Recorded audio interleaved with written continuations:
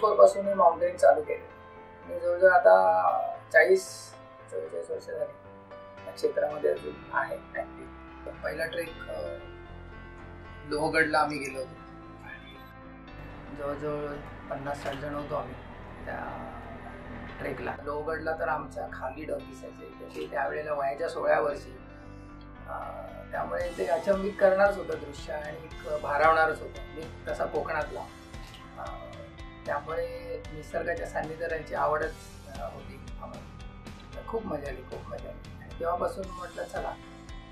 कॉलेजमधून जेव्हा मी गिर्यारोहण जायला लागलो तेव्हा आई जरा थोडी चिंतेत असायची, पण तेवढा विरोध सुरुवातीला होता पण राहिला नाही.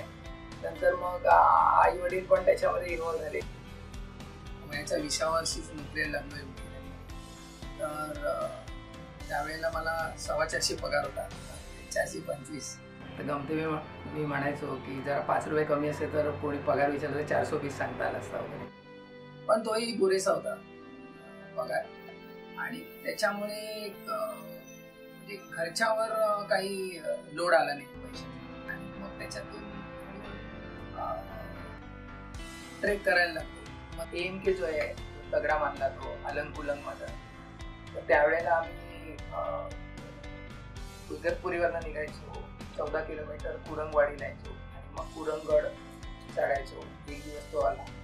मग दुसऱ्या दिवशी कुरंगगड कम्प्लीट उतरायचा, मग मदनच्या टॉपला जायचो. दुसऱ्या दिवशी मदनगड उतरून अलंगच्या टॉपला जायचो आणि 14 दिवशी अलंगवरनं परत खाली उतरायचो आणि मग डोक्याला हात लावून बसायचो, कारण मग परत 14 किलोमीटर इगतपुरीला जायला लागायचं. यायला 4 दिवस लागायचे.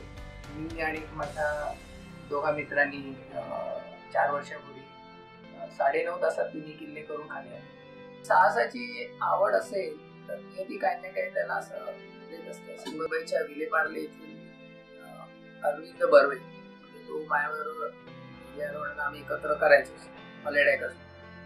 तर त्याला आम्ही अजब म्हणायचो. त्याचं अरविंद जनार्दन बर्वे म्हणजे अजब. तो अजबच होता. त्याची कोकण कड्यावरनं पडून डेथ झाली. त्याची डेड बॉडी कनेक्ट करण्यासाठी कोकण कड्यावर. त्यावेळेला आम्ही सगळं प्लॅनिंग वगैरे केलं. वर एक आम्ही कोकण कड्याच्या वरून उतरण्यासाठी एज फ्रेम मारली होती. रॉक दोर घासला लावून 2000 फुटाचा दोर घेतला आणि वॉकी टॉकी पोलिसांतर्फे आम्हाला मिळाली आणि 3 जण आम्ही उतरलो. पहिला मी उतरलो, दुसरा संजय राणे. पण मग पहिला उतरते वेळी ढगामधून मधूनच कोकणकडा उघडा व्हायचा आणि मग भीती वाटायची.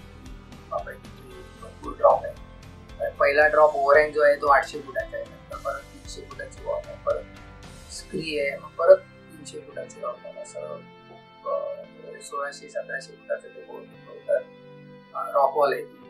पहिला 800 फुटाचा ओव्हरहँग उतरल्यानंतर मग मी असंच बसलो होतो तिकडे खाली रॉकला टेकून असं. आणि मग डाव्या बाजूला असं मोठं केवढा तरी आवाज होत. रॉकफॉल असे प्रचंड प्रमाणात जवळच झाले. तर बापरे, मी एकदम घाबरलो एकदम. त्यावेळेची भयानक शांतता आणि सगळं क्लाउडी वातावरण, वेगवेगळं भीतीदायकच वातावरण होतं. आणि मग आम्ही ती डेड बॉडी रिकव्हर केली.